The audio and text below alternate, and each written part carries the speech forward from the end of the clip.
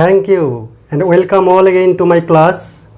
আমরা simple harmonic motion অর্থাৎ সরল দোলগতি আলোচনা করছিলাম।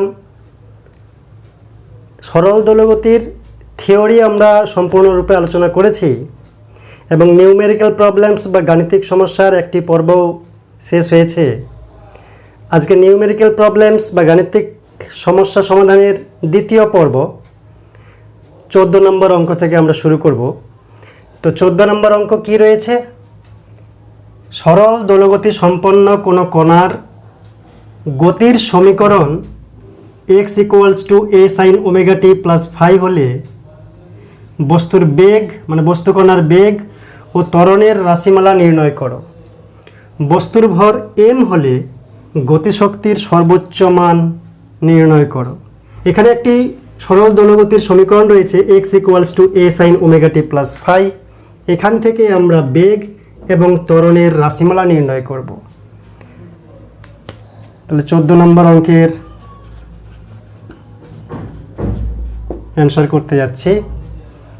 গতির সমীকরণ দেওয়া আছে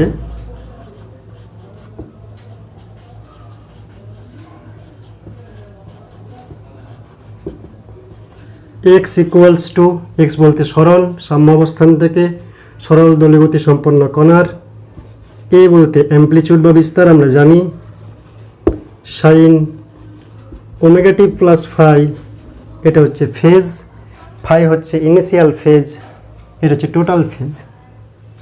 তো x হচ্ছে ডিসপ্লেসমেন্ট বা সরণ। তো বেগের রাশিমালা কি পাবো? আমরা জানি ডিসপ্লেসমেন্টকে যদি ডিফারেন্সিয়েট করি dx dt করি তাহলে বেগ পাওয়া যায়। অতএব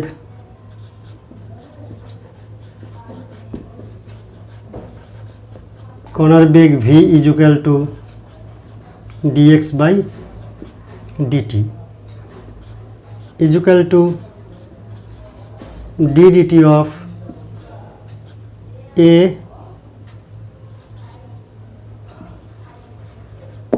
sin omega t + phi। t এর সাপেক্ষে যদি ডিফারেন্সিয়েট করি তাহলে এ তো এখানে ধ্রুবক বেরিয়ে গেল, sin omega t + phi এখান থেকে আসবে কোসাইন ওমেগা টি + phi, এবং আবার ওমেগাটিকে যদি ডিফারেন্সিয়েট করি টি এর সাপেক্ষে তাহলে ওমেগা বেরোবে। সেই ওমেগাটিকে যদি ফ্রন্টে লিখে ফেলি আমি, তাহলে sin omega t + phi তার ডিফারেন্সিয়েট করলে কোসাইন ওমেগা টি + phi পাওয়া যায়, তাই তো? তাহলে a omega cosine omega T + phi, এই কোসাইন ওমেগা টি + phi একে আমরা কি লিখতে পারি? √1 - sin square omega t + phi। cos θ = কি? √1 - sin square theta. cos θ = √1 - sin square theta. ঠিক সেরকম কোসাইন ওমেগা টি + phi = √1 - sin square omega t + phi। বা এখান থেকে a omega √1 - sin square omega t + phi। sin omega t + phi এর এখান থেকে কি পাচ্ছি? x/a। তাহলে sin square omega t + phi square যদি বলি তাহলে x²/a²। তাই sin square omega t + phi এখান থেকেই পাবো x²/a²। এটার মান হচ্ছে x²/a²।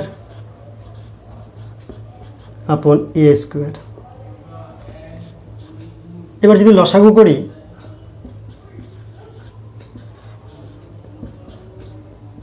a² - x² আর লসাগু a², রুটের বাইরে বেরোলে a হয়, এই a আর a কেটে গেলে ওমেগা √a²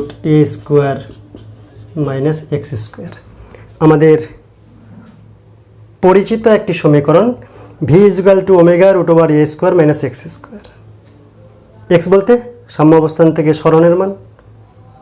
সরণ যদি শূন্য হয়, কণাটি যদি সাম্য অবস্থানেই থাকে তাহলে x এর মান সাম্য অবস্থানে কত? 0। তাহলে এটা যদি 0 বসাই তাহলে v এর ম্যাক্সিমাম মান পাওয়া যাবে ওমেগা a, x = 0 তে। অতএব V max is equal to omega into A. Omega এক্সের মান 0 সাম্য অবস্থানে, তাহলে রুট এ স্কোয়ার, স্কোয়ার রুটে আউট, তাহলে এ পাওয়া যাবে আর ওমেগা, তাহলে omega A at x is equal two 0 বা সাম্য অবস্থানে। এবার কী বার করতে বলছে? ত্বরণ। অতএব কণাটির ত্বরণ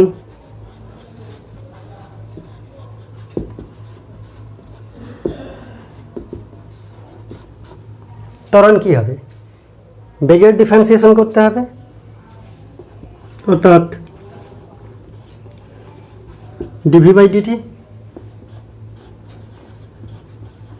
ডিডিটি অফ ভি। ভি এর মান টি এর অপেক্ষকে কী ছিল?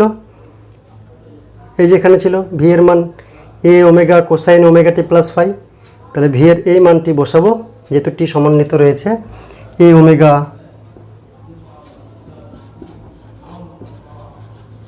Cosine omega T plus phi, second bracket close. তাহলে এ ওমেগা বাইরে আছে, cosine omega T plus phi, একে যদি টি এর সাপেক্ষে ডেরিভেটিভ করি কি পাওয়া যাবে? মাইনাস সাইন হবে, তো মাইনাসটা সামনে আসলো, sign omega T plus phi. এবার ওমেগা টি প্লাস ফাই একেও টি এর সাপেক্ষে ডেরিভেটিভ করতে হবে, ডিফারেন্সিয়েশন করতে হবে। তো ওমেগাটিকে যদি ডিফারেন্সিয়েট করি টি এর সাপেক্ষে, তাহলে ওমেগা বেরোবে, সেই ওমেগাটা এই ওমেগার সঙ্গে গুণ হয়ে ওমেগা স্কোয়ার হয়ে গেল। এবার এটাকে কি করতে পারি? একটু সাজাতে পারি, এক্সের মাধ্যমে আনতে পারি, এটাকে এইদিকে নিয়ে আসলাম,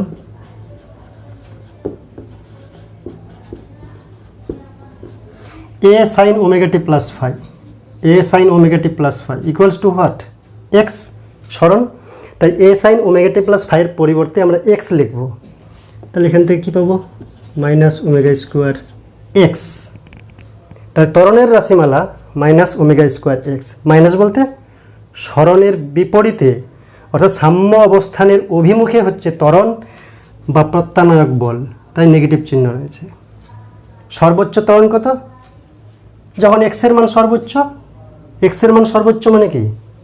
এক্সের মান সর্বোচ্চ কখন? বিস্তারে, প্রান্ত অবস্থানে। এক্স ইজুকাল টু যখন প্লাস এ বা মাইনাস এ, পজিটিভ সাইড বা নেগেটিভ সাইডে।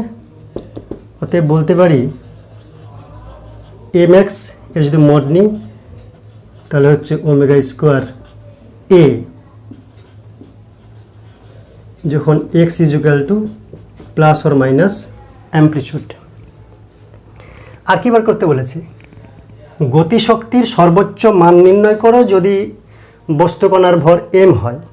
বস্তুটার বা বস্তুকণার ভর যদি এম হয় তাহলে গতিশক্তি, গতিশক্তি মানে হাফ এম ভি স্কোয়ার।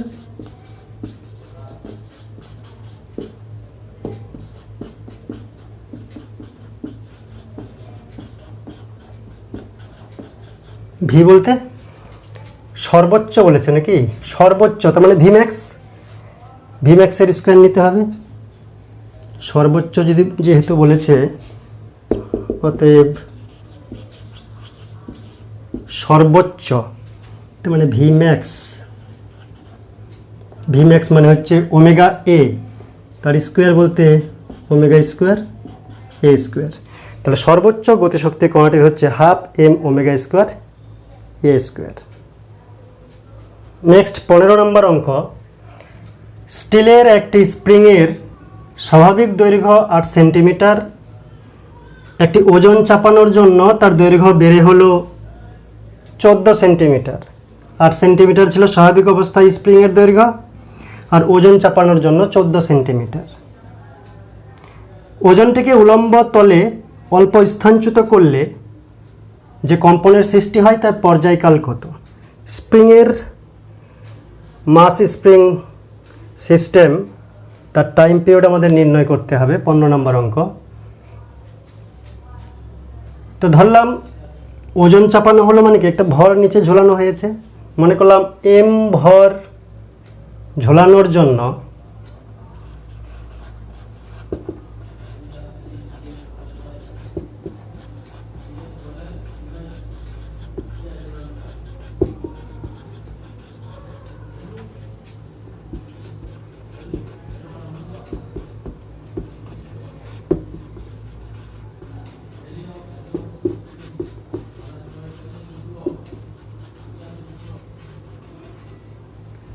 দৈর্ঘ্য বৃদ্ধি ঘটল। স্প্রিংটি নিজে কিন্তু ভরবিহীন, মাসলেস স্প্রিং, যে ভরটি ঝোলানো হয় তার জন্য দৈর্ঘ্য বৃদ্ধি হলো। এবার খানিকটা টেনে বা উপরে সাম্য অবস্থান থেকে বিচ্যুত করলে সেটা কি হবে, সরল দোলগতিতে দুলবে। তো অল্প যদি স্থানচ্যুত করা যায় তাহলে যে কম্পন তৈরি হচ্ছে বা দোলন তৈরি হচ্ছে তার পর্যায়কাল নির্ণয় করব। তো আমাদের প্রথমে স্প্রিংয়ের বল ধ্রুবক বা স্প্রিং ধ্রুবক নির্ণয় করতে হবে। ও দৈর্ঘ্য বৃদ্ধি কতটা ঘটলো,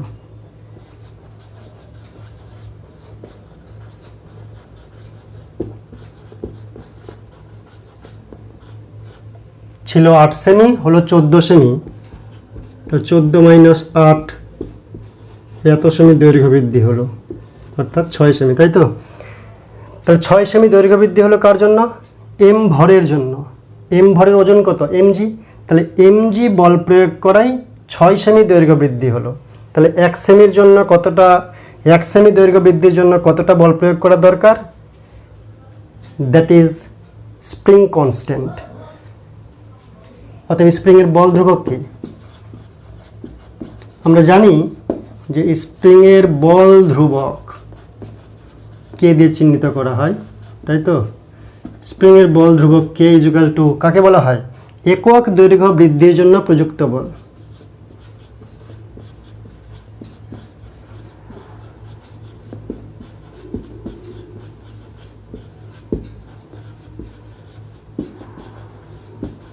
একক দৈর্ঘ্য বৃদ্ধির জন্য প্রযুক্ত বল। এখানে বল প্রয়োগ হয়েছে এমজি, এম ভর ঝোলানো হয়েছে মানে এমজি তার ওজন, ওয়েট। তাহলে এমজি বল প্রয়োগ হয়েছে 6 সেন্টিমিটারের জন্য। তাহলে 1 সেন্টিমিটারের জন্য কত, এমজি বাই 6, এত ডাইন পার সেমি। তো এটা হচ্ছে বল ধ্রুবক। এবার বল ধ্রুবক যদি পেয়ে যাই, যে কোনো স্প্রিংয়ের মধ্যে যে ভর ঝুলিয়ে দেওয়া হয় যার জন্য দোলন হয়, সেই ভরের মান আর বল ধ্রুবক যদি পেয়ে যাই তাহলে দোলনের টাইম পিরিয়ড মানে পর্যায়কাল আমরা নির্ণয় করতে পারি। T equal to twice pi root over of M divided by K, time পিরিয়ডের ফর্মুলা আমরা জানি। অতএব পর্যায়কাল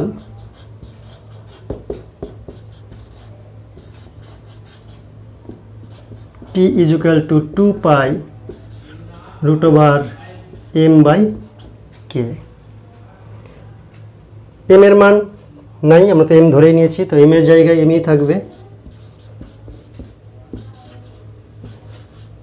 কে এর জায়গায় মানটা বসবে এমজি বাই 6, বাই 6, 6টা উপরে উঠে যাবে, ইজুকাল টু পায়ের মান 3.14, এম এম এ কাটলো, উপরে 6, জি এর মান সিজিএসে 981 বা 980 ধরতে পারি। টাইম পিরিয়ড সেকেন্ড ইউনিট, এটা হিসাব করলে মোটামুটি 0.49 হবে ক্যালকুলেটরে হিসাব করলে। এস দিয়েও চিহ্নিত করা হয়। এবার 16 নম্বর অঙ্ক, বেশ ইন্টারেস্টিং।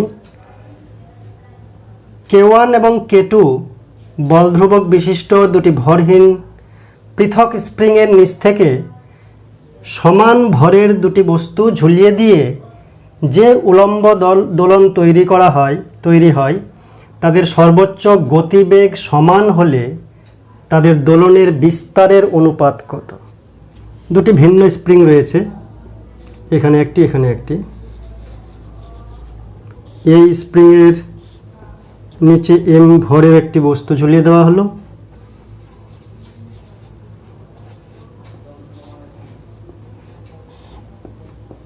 এই স্প্রিংয়ের নিচে একই ভরের সমান ভরের একটি বস্তু ঝুলিয়ে দেওয়া হলো। তবে এই স্প্রিংয়ের বল ধ্রুবক K1, এই স্প্রিংয়ের বল ধ্রুবক K2 নট ইকুয়াল। কিন্তু যে ভর বা বস্তু নিচে ঝুলিয়ে দেওয়া হয়েছে সেই বস্তুর ভর সমান, এখানেও এম ভর, এখানেও এম ভর। তারপর কি বলেছে, যদি টেনে ছেড়ে দেওয়া যায়, উলম্ব দোলন তৈরি করা হয়, তাহলে এই স্প্রিং, এই ভরের এবং এই ভরের যে সর্বোচ্চ গতিবেগ তারাও সমান। এই ভরের সর্বোচ্চ গতিবেগ, এই ভরের সর্বোচ্চ গতিবেগ সমান। স্প্রিং দুটি ভরহীন, তাহলে এম ভর টেনে ছেড়ে দিলে এটাও দুলতে থাকবে, এটাও দুলতে থাকবে। এর গতিবেগ এবং এর গতিবেগ বিভিন্ন মুহূর্তে বিভিন্ন সময় বিভিন্ন, কিন্তু ম্যাক্সিমাম বেগ এই ভরের এবং ম্যাক্সিমাম বেগ এই ভরের সমান। যদি সমান হয় তাহলে এর বিস্তার এবং এর বিস্তারের অনুপাত নির্ণয় করতে বলেছে। তা ধরি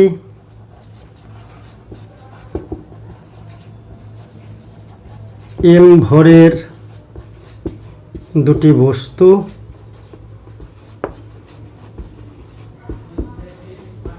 স্প্রিং দুটির নিচে ঝোলানো আছে।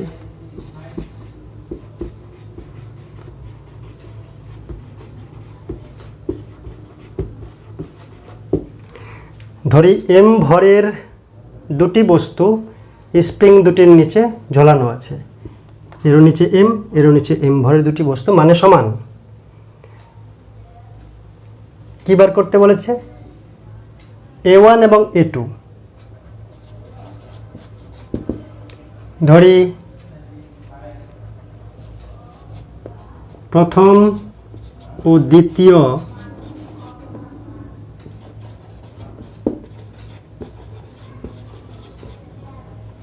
যুক্ত ভরের দোলনের বিস্তার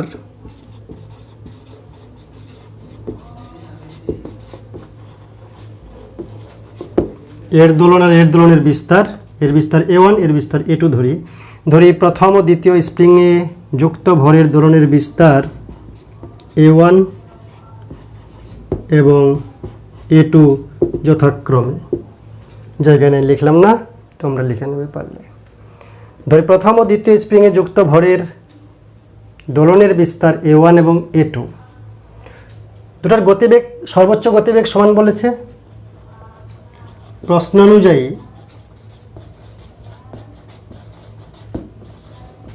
সর্বোচ্চ গতিবেগ V1 max equal to V2 max. প্রথম স্প্রিংয়ের সর্বোচ্চ গতিবেগ দ্বিতীয় স্প্রিংয়ের সর্বোচ্চ গতিবেগ সমান। তাহলে A1 এবং A2-র অনুপাত কত নির্ণয় করতে হবে। সরল দোলগতির সর্বোচ্চ গতিবেগের ফর্মুলা কি? কিছুক্ষণ আগেই করলাম আমরা। কি? Vmax ইকুয়াল টু ওমেগা এ। তাহলে এটার মান হবে ওমেগা 1 A1, এটা ওমেগা 2 A2। এদিকে লিখব ওমেগা 1 A1, এটা লিখব ওমেগা 2 A2, বা A1 divided by A2 equal to omega 2 divided by omega 1। Omega equal to কি লিখতে পারি? 2π/t টাইম পিরিয়ডের বিচারে 2π/t2 2π/t1। এখান থেকে আসে, যেহেতু T1গুলো নিচে আছে তাই উল্টে যাবে, উল্টে গেলে উপরে হবে T1, নিচে হবে T2। তাই A1 divide by A2 equal to T1 divide by T2, বা এখান থেকে যদি এখানে আসি কি পাচ্ছি? A1 divided by A2 equal to T। T এর ফর্মুলা কি? দোলনকালের ফর্মুলা। স্প্রিংয়ের ক্ষেত্রে আমরা কি জানি? T equal to 2π √m divided by K। তাহলে A1 এর জন্য লিখব T equal to 2π √m divided by K, বলতে K1। T1 ছিল, তাহলে K1। M যেহেতু দুজনেরই সমান, এটাও M এটাও M, তাই দুই জায়গায় এমই বসবে। A2-র বেলাতে টাইম পিরিয়ড T1 এর মান বসালাম। বাম দিকে A1 A2 ছিল, A1 A2 আছে। ডান দিকে T1 divided by T2, T1 এর ফর্মুলা বসালাম, T2-র ফর্মুলা বসাবো। T2-র ফর্মুলা কি? 2π √m divide by K2। 2π out হচ্ছে, m আউট হচ্ছে। তাহলে এখান থেকে পাচ্ছি, যেহেতু নিচে K আছে, √K2 ডিভাইডেড বাই K1। উল্টে গুণ করবো, এমগুলো কেটে যাবে রুটের, বা A1 is to A2 is equal to √K2 is to K1. This is the answer. This is the ratio of amplitude A1 is to A2 is equal to this. Next 17 নম্বর অঙ্ক, একটি ঝুলন্ত ভরহীন স্প্রিংয়ের মুক্ত প্রান্তে মানে নিচের প্রান্তে m ভরের বস্তু ঝুলিয়ে টেনে ছেড়ে দিলে স্প্রিংটি 3 সেকেন্ড পর্যায়কাল নিয়ে দুলতে থাকে। একটা ভরহীন স্প্রিং, তার নিচে m ভরের বস্তু ঝুলিয়ে টেনে ছেড়ে দিলে পর্যায়কাল বস্তুটার 3 সেকেন্ড হয়। কিন্তু যদি m ভরটি আরও 1 কেজি বাড়িয়ে দেওয়া যায়, m+1 কেজি করে দেওয়া যায়, তাহলে তার দোলনের পর্যায়কাল 5 সেকেন্ড হয়। তাই যদি হয় তাহলে m ভরের মান কত সেটা নির্ণয় করতে হবে। তাহলে একটা স্প্রিং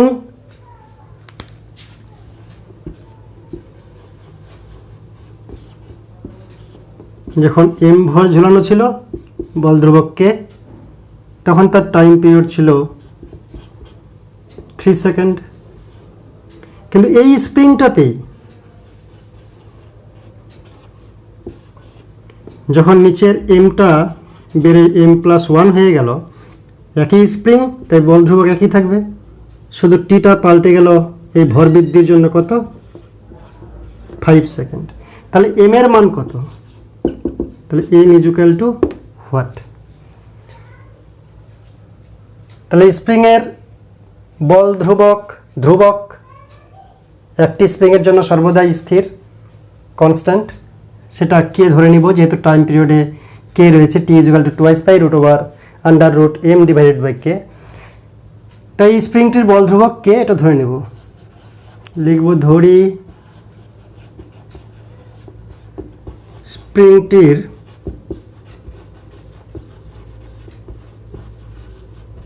বল ধ্রুবক সমান কে, কেজি টেজি বলেছে তাই এসআইতে মানে নিউটন পার মিটার। একক দৈর্ঘ্য বৃদ্ধির জন্য যে বল লাগে সেটাই হচ্ছে ফোর্স কনস্ট্যান্ট বা বল ধ্রুবক। এবার স্প্রিংয়ের সঙ্গে যুক্ত m ভরের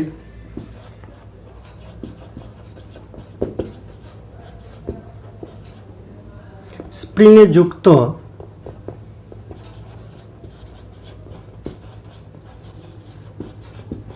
m ভরের বস্তুর পর্যায়কাল বা দোলনকাল t, এর মূল ফর্মুলা কি আমরা জানি, t is equal to 2π√m/k, m divided by k। এটা হচ্ছে স্প্রিংয়ের সঙ্গে যে বস্তু ঝুলানো থাকে, যেটা সরল দোলগতিতে দুলতে থাকে বা কাঁপতে থাকে, তার time period is equal to 2π√m divided by k। এবার দুটি কন্ডিশন, যখন ভর ছিল m, কে তো ধ্রুবক, 2π ধ্রুবক, m এর পরিবর্তনের সঙ্গে t পরিবর্তন হবে। যখন ভর ছিল m তখন টাইম পিরিয়ড ছিল 3 সেকেন্ড, কিন্তু ভরটা যখন হয়ে গেল m+1 তখন টাইম পিরিয়ড হয়ে গেল 5 সেকেন্ড। অতএব প্রথম ক্ষেত্রে t এর মান ছিল 3 second is equal to 2π√m/k। অতএব দ্বিতীয় ক্ষেত্রে কি হলো, টাইম পিরিয়ড হয়ে গেল 5 সেকেন্ড। কেন? এমটা বেড়ে গেছে, কতটা বলছে 1 কেজি, m+1 ডিভাইড বাই কে। দুটো থেকে m এর মান বার করব, কে কে বাদ চলে যাবে যদি ভাগ করি। এটা মনে করলাম 1 নং সমীকরণ, এটা মনে করলাম 2 নং সমীকরণ। অতএব 2 ডিভাইডেড বাই 1 করলে পাচ্ছি 5/3 ইজ ইকুয়াল টু, এটা ডিভাইড বাই এটা করলে 2π কাটবে, কে কে কাটবে, কি হবে m+1 divided by m under রুটের মধ্যে, তাই তো? ভালো করে দেখো, এটার নিচে যদি এটা লিখি 2π কাটবে, √k কেটে যাবে, এটা √m+1 উপরে আর আন্ডার রুটের নিচে m থাকবে। এবার দুই দিকে যদি স্কোয়ার করি 25/9 is equal to M plus one divided by M, M এর মানটা বার করতে হবে। তো এখান থেকে চলে গেলাম 25m is equal two 9m plus 9 বা 25m minus 9m equals to 9 और 16m इक्वल्स टू 9 और m इज इक्वल टू 9/16 এত কেজি। যেহেতু কেজিতে অঙ্কটা রয়েছে তাই m is equal two 9/16 KG, এটাই হচ্ছে m এর মান।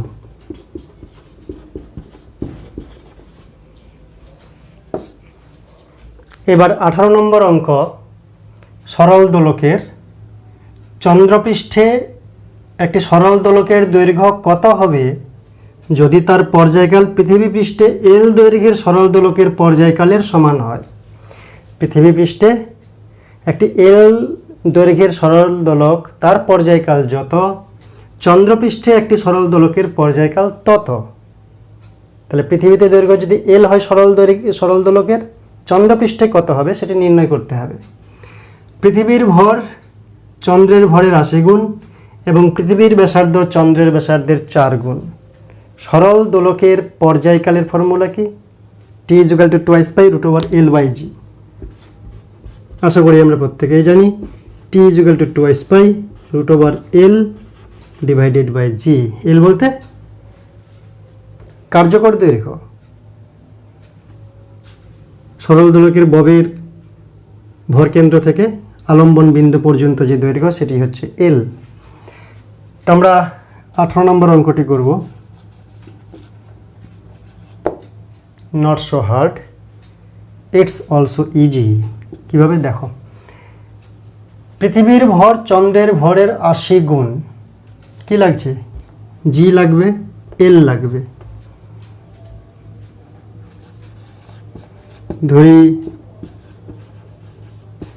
চন্দ্রপৃষ্ঠে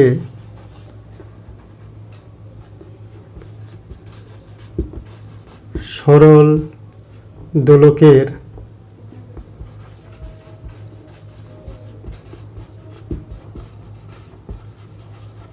দৈর্ঘ্য এল ড্যাশ। পৃথিবী পৃষ্ঠে যদি এল দৈর্ঘ্যের সরল দোলক লাগে তাহলে চন্দ্রে লাগবে এল ড্যাশ, যাতে পর্যায়কাল সমান হয়। কেন? চন্দ্রপৃষ্ঠের জি স্মল, তো এলটাকে বড় হতে হবে, জি স্মল তো এলটাকেও ছোটো হতে হবে যাতে টিটা ইকুয়াল থাকে। তাই চন্দ্রপৃষ্ঠে সরল দোলকের দৈর্ঘ্য মনে করলাম এল ড্যাশ। এবার কি ধরি পৃথিবীর ভর ও ব্যাসার্ধ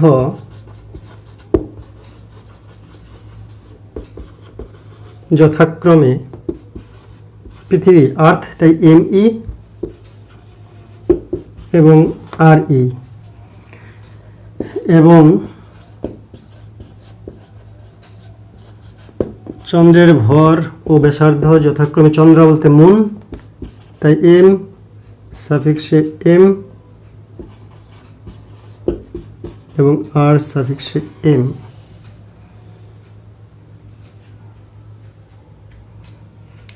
অতএব পৃথিবী পৃষ্ঠে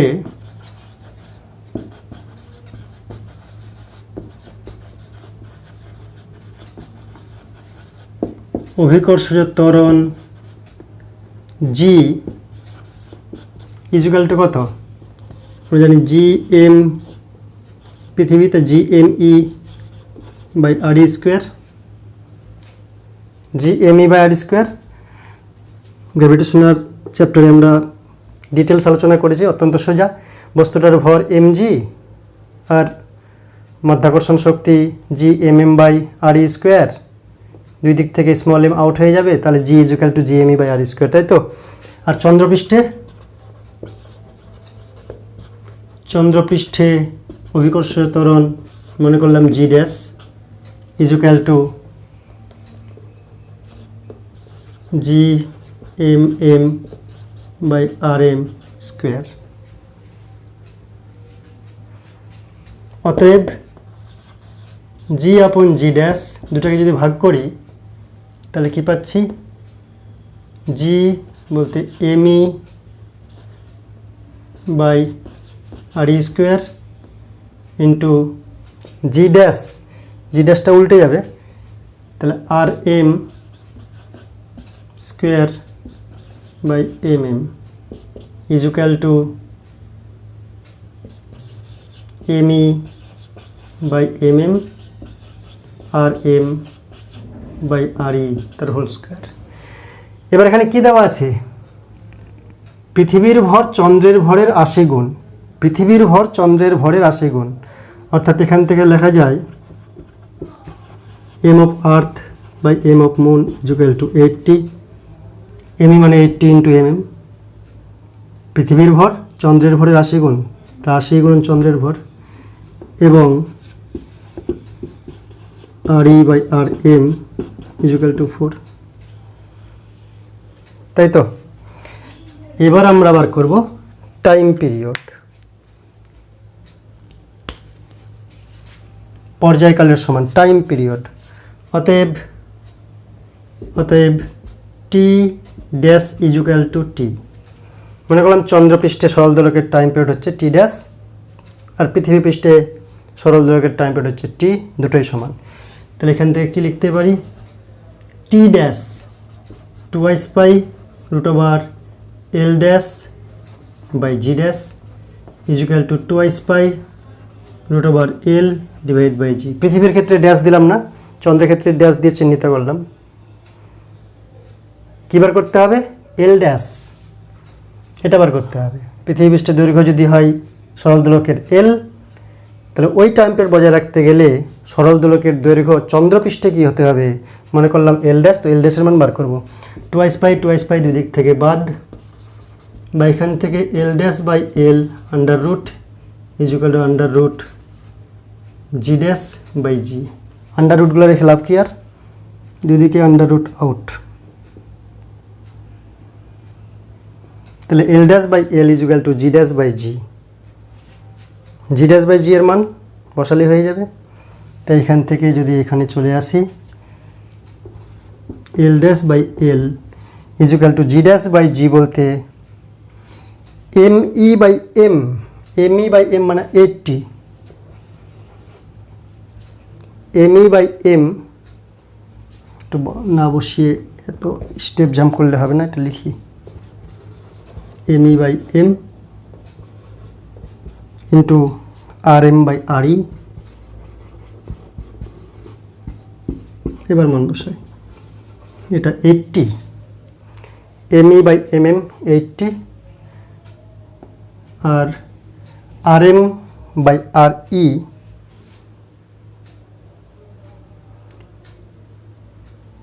জি dash by G, G dash by G, তো এটা হচ্ছে জি বাই জি ড্যাশ, তো জি ড্যাশ বাই জি এর উল্টোটা হবে, আবার ভুল করা হলো, এটা হবে উল্টোটা জি এম,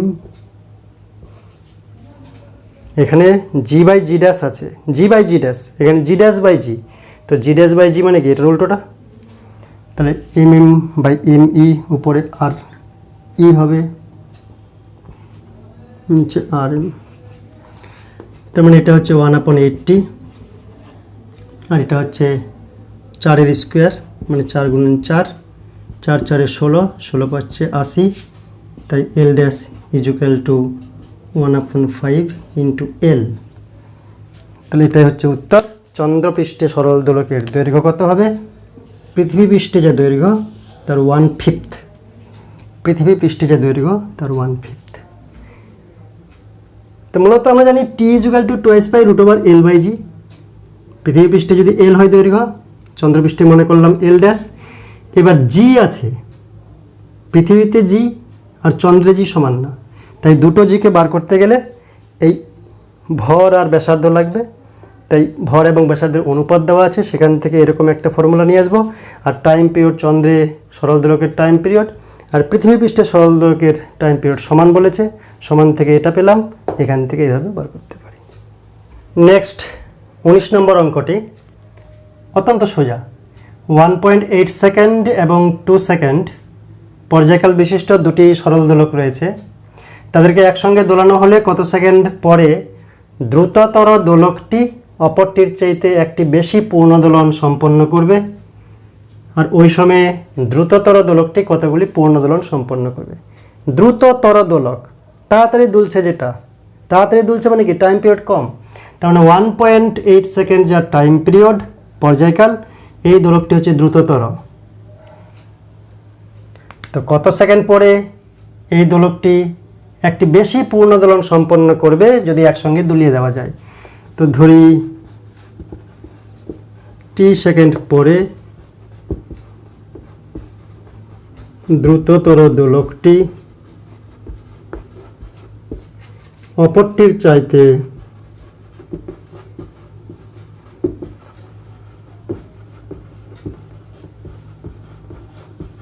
একটি বেশি পূর্ণ দোলন সম্পন্ন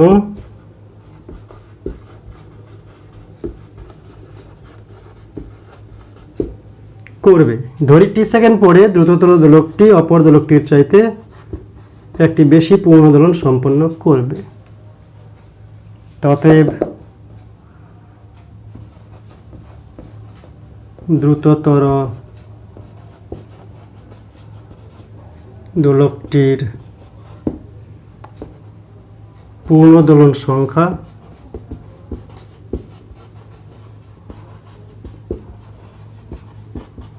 কত? মোট সময় টি সেকেন্ড, তাহলে টি সেকেন্ডে কতগুলো পূর্ণ দোলন হবে? এক একটাতে 1.8, তাহলে 1.8 এতগুলো হচ্ছে পূর্ণ দোলনের সংখ্যা। অতএব অপর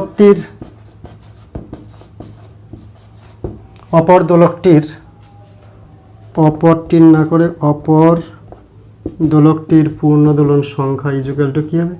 এটাও টি সেকেন্ড, কিন্তু দোলনকাল কম, দোলনকাল বেশি।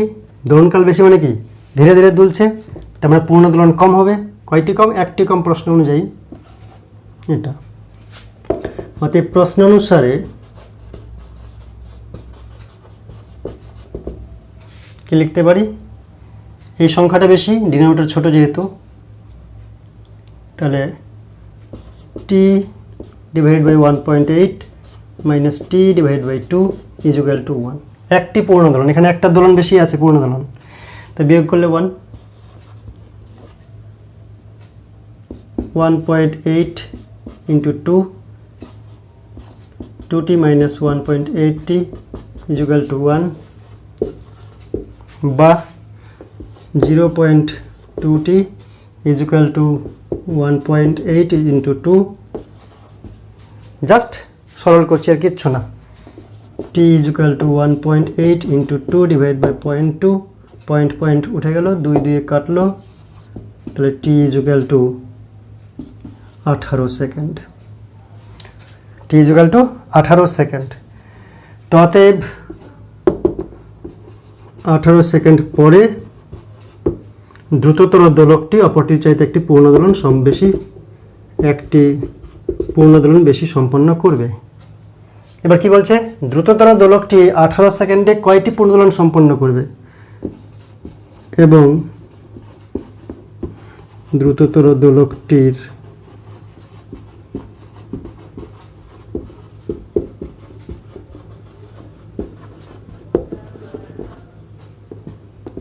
পূর্ণ দোলন সংখ্যা কত? টি বাই 1.8, টি এর মান তো 18 সেকেন্ড, 1.8 মানে 10টি পূর্ণ দোলন সম্পন্ন করবে। সোজা কিনা?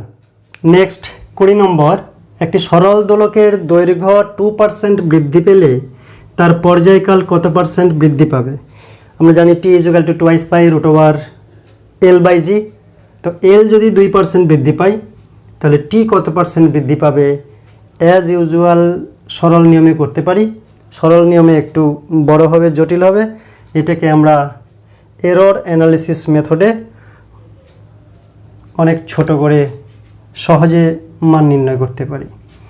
সরল দোলকের পর্যায়কাল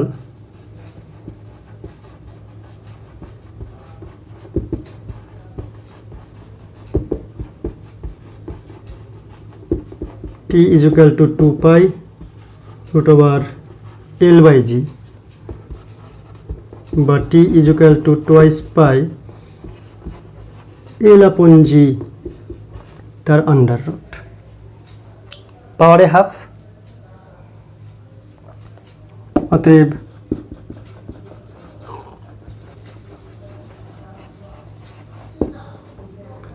পদ্ধতিতে কি লিখতে পারি, change of time period due to change of length, যেহেতু টুয়াইস পাই এবং জি ধ্রুবক, তাহলে টি এর জন্য এল এর জন্য টি এর টাইম পিরিয়ড চেঞ্জ হবে। এরর অ্যানালিসিস পদ্ধতিতে এটাকে আমরা লিখতে পারি delta T divided by T equals to, actually derivative করা হয়, 2 পাই এবং জি যেহেতু ফিক্সড তাই এগুলো থাকবে না, L to the power half, তো এটা হাফ এদিকে আসবে, delta L divided by L. এই শর্টকাট পদ্ধতি, delta T divided by T equals to পাওয়ারে হাফ আছে সেটা সামনে চলে আসলো, delta L divided by L, change of length with respect to initial length. এদিকেও যদি পার্সেন্টেজ দিয়ে দিই, এদিকেও পার্সেন্টেজ দিতে পারি। প্রশ্নে দেওয়া আছে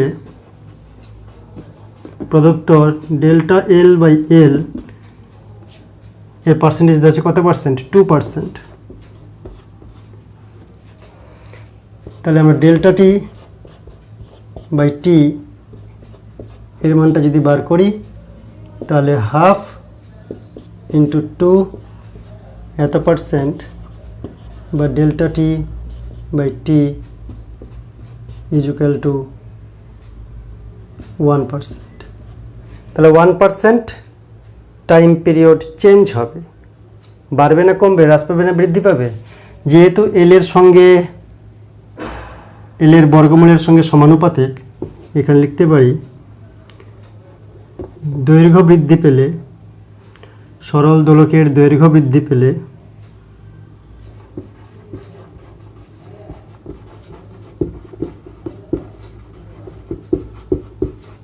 পর্যায়কাল বৃদ্ধি পাবে না হ্রাস পাবে,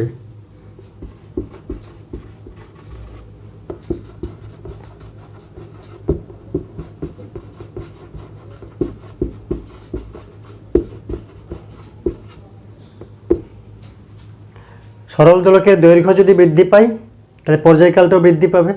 কেন?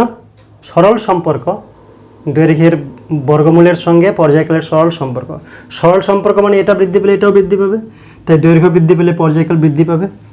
অতএব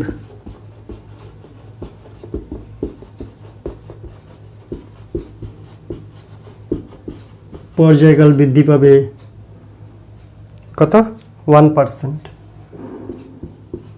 দৈর্ঘ্য যদি 2% বৃদ্ধি পায়, পর্যায়কাল বৃদ্ধি পাবে 1%।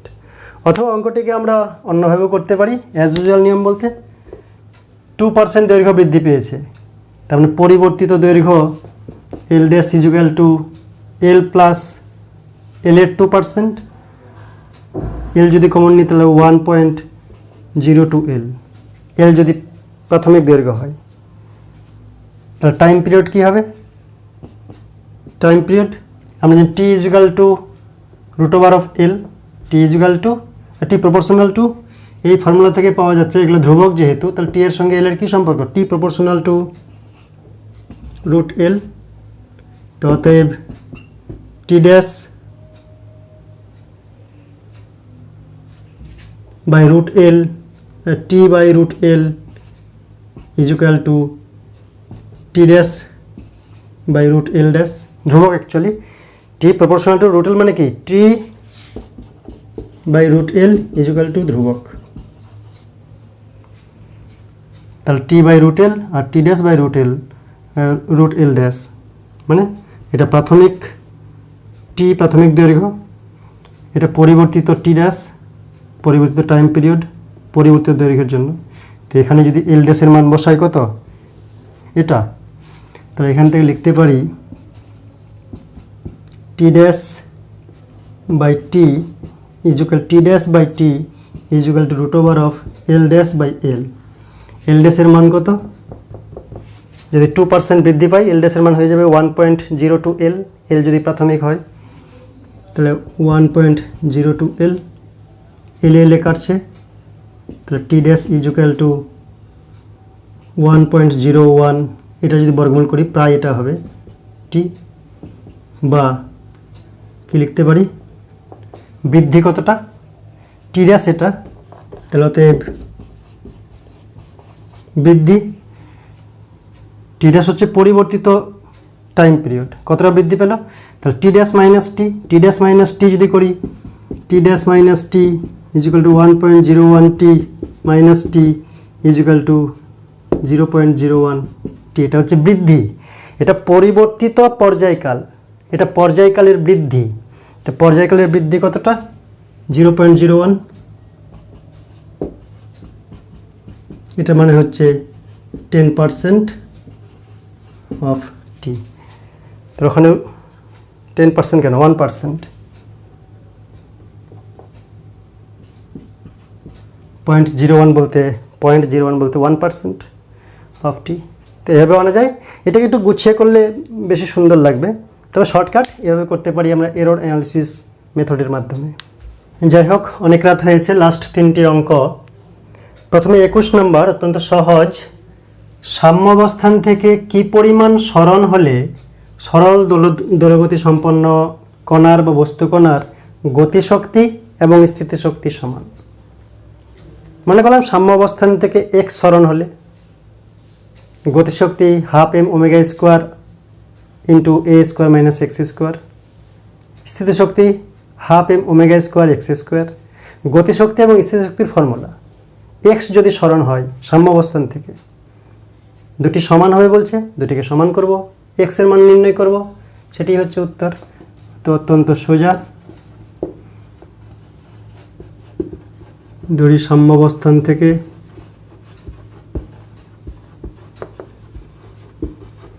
এক্স সরণ হলে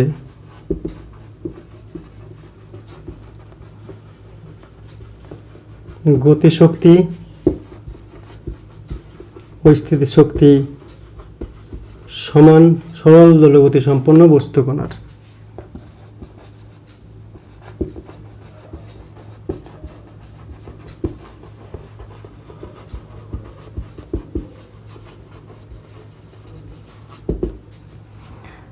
অতএব E is equal to U, বা U is equal to E. E এর মান কি ½ m² a² মাইনাস x² আর ½ mx²।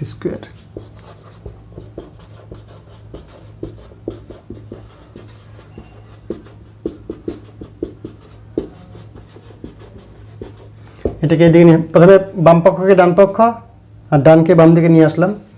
এবার এই টার্মটাকে এক সমন্বিত টার্মকে এদিকে টানবো, ω² গেল কোথায়,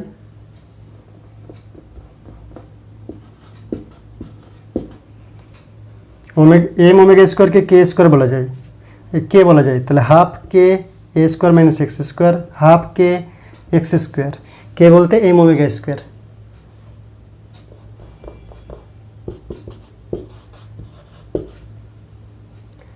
তাহলে এখান থেকে ½ mω² x² আর ½ mω² x² একদিকে আনলে কি হবে, হাফ থাকবে না, mω² x², এখানে ½ mω² a², mω² আউট হয়ে গেল, বা x is equal two plus minus √of ½ a², x is equal to plus minus 1/√2 into a। তাহলে x এর মান কত, প্লাস বা মাইনাস এদিকে বা ওদিকে যে কোনো দিকে 1/√2 ইন্টু a যদি হয় সরণের মান, তাহলে স্থিতিশক্তি আর গতিশক্তি সমান হবে।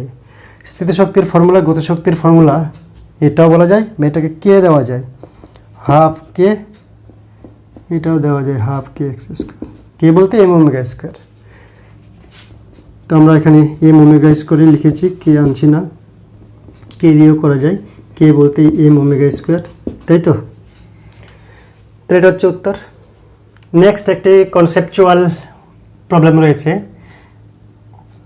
পর্যায়কাল টি এবং বিস্তার এ হলে এক্স ইজুক্যাল টু এ অবস্থান থেকে X equal to A by টুতে পৌঁছাতে একটি সরল দোলগতি সম্পন্ন কণার কত সময় লাগবে? সরি, যদি আমরা ডায়াগ্রাম অঙ্কন করি, এটা মনে করলাম প্লাস এ, এটা মনে করলাম মাইনাস এ। কি বলেছে প্রশ্নটা?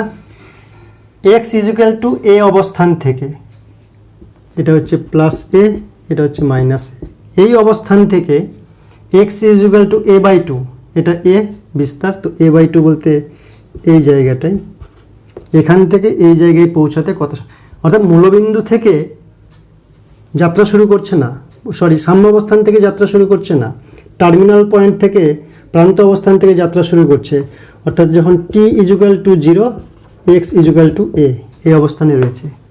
Starting point T equal to 0 X equal to A, কে বললো? এই যে বলে দিচ্ছে, পর্যায়কাল টি বিস্তার এ হলে এক্স ইজুক্যাল টু এ অবস্থান থেকে, এখান থেকে গল্প শুরু, X equal to A by টুতে পৌঁছাতে একটি সরল দোলগতি সম্পন্ন কণার কত সময় লাগবে?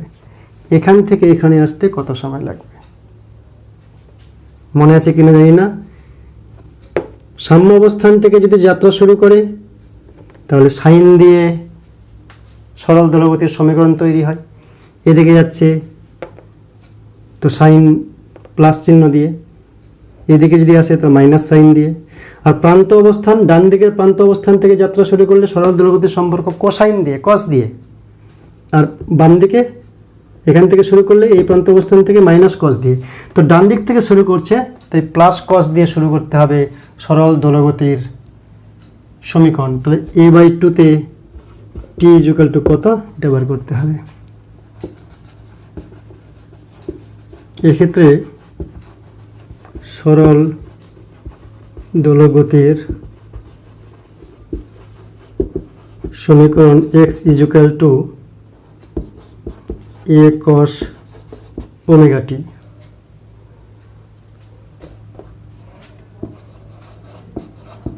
ধরি টি সময়ে পর্যায়কাল দেওয়া আছে আর বিস্তার দেওয়া আছে, তো পর্যায়কালের মাধ্যমে আনতে হবে, ওমেগার মান দেওয়া নাই। ধরি টি সময়ে এক্স ইজুক্যাল টু এ থেকে X equal to A by টুতে পৌঁছাবে। অতএব এক্সের মান এ বাই টু বসাবো 1 নম্বর সমীকরণে, A by two is equal to A, cosine ওমেগার মান দেওয়া নাই, টি এর মান, তাই ওমেগাকে টি দিয়ে, ক্যাপিটাল টি দিয়ে প্রকাশ করব। ওমেগা ইজুক্যাল টু কি, 2 পাই বাই টি। আমরা জানি T equal to 2 pi by omega, আর omega is equal to 2 pi by T, যখন যেটা প্রয়োজন আমরা ব্যবহার করব। বা cosine 2 pi by T into T, A কেটে যাচ্ছে, তার মানে half 2 pi T by T equal to cosine pi by 3, 60 degree. Cos cos বাদ দিব, বা এখান থেকে এখানে নিয়ে আসি, 2 pi by T small T equal to pi by 6, pi pi কাটছে, by small T equal to pi by 6, কেন পাই বাই 3 ছিল, 6 হয়ে গেল হঠাৎ করে, বাবা ভূতে ধরেছে নাকি? তো স্মল টি ইজুক্যাল টু পাই পাই কাটলো, ক্যাপিটাল টি উপরে গেল আর 2 নিচে আসবে, তাহলে হবে 6। This is the answer. অর্থাৎ টাইম পিরিয়ডের 1/6 টাইম ডিউরেশনে A is equal to X equal to A থেকে X equal to A by টুতে কণাটি পৌঁছাবে। মূল চাবিকাঠি হচ্ছে এই জায়গাটাই, যেহেতু ডান দিক থেকে যাত্রা শুরু করেছে তাই কোষ দিয়ে শুরু করতে হবে, এখানে সাইন দিয়ে করলে উল্টাপাল্টা উত্তর আসবে, এটা মনে রাখতে হবে। নেক্সট 23 নম্বর, লাস্ট অঙ্ক আজকের জন্য। দুটি সরল দোলগতির সমীকরণ দেওয়া আছে, y অক্ষ বরাবর দুলছে, y1 equal to this and y2 equal to this. তাদের বিস্তারের অনুপাত নির্ণয় করতে বলেছে। প্রথম সরল দোলগতির সমীকরণ y1 is equal to 10 sin 4 pi t plus pi by 4। এটাকে যদি আমরা a sin omega t plus phi এর সঙ্গে তুলনা করি জেনারেল ফর্মুলার সঙ্গে, তাহলে a এর মান কি পাচ্ছি? অতএব বিস্তার, প্রথম সরল দোলগতির বিস্তার মানে a1 is equal to 10। এই যে সাইনের সঙ্গে যে থাকবে সেটা হচ্ছে বিস্তার, সাইনের সঙ্গে এটা আছে 10, তাই 10 বিস্তার, তাই তো। আর দ্বিতীয় সরল দোলগতিকে একটু স্টাইল করে দিয়েছে, ওটাকে সরল করতে হবে। দ্বিতীয় সরল দোলগতির সমীকরণ একটু কি দেওয়া আছে 5,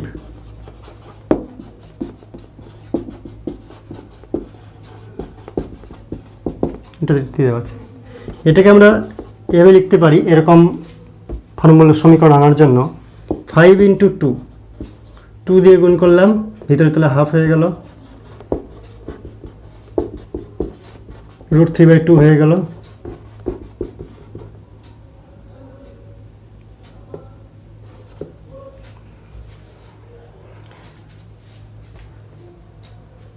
সেকেন্ড ব্র্যাকেট তো দরকারই ছিল না যেহেতু ফার্স্ট ব্র্যাকেট ইউজ করিনি। ফার্স্ট ইউজ করার পরে প্রয়োজন হলে সেকেন্ডকে নিয়ে আসতে হয়। 5 2 10, এবার কি লাগবে? এবারও লাগবে না। এটা হচ্ছে cosine pi by 3 sine 3 pi t plus sine pi by 3 cosine 3 pi t, তাই তো। কোসাইন পাই বাই 3 মান হচ্ছে হাফ, সাইন পাই বাই 3 মান হচ্ছে √3/2। ওই 2 দিয়ে ভাগ করার জন্য এখানে 2 দিয়ে গুণ করেছি, সমান চিহ্ন দিয়েছি, চেহারা পাল্টাতে পারে, মানে পরিবর্তন হবে না, তাই হাফ দিয়ে গুণ করেছি ভিতরে, তো বাইরে 2 দিয়ে গুণ করেছি, মানে অপরিবর্তিত রয়েছে। এবার এটা লেখা যায় 10 sine 3 pi t plus pi by 3। অতএব বিস্তার a2 is equal to 10, এটার সঙ্গে কম্পেয়ার করলে তো অতএব a1 is to a2 প্রথম সরল দোলগতির বিস্তার is to সেকেন্ড সরল দোলগতির বিস্তার is equal to 10 is to 10 is equal to 1 is to 1। This is the answer. ওকে, আজকের জন্য এই পর্যন্তই। Thank you.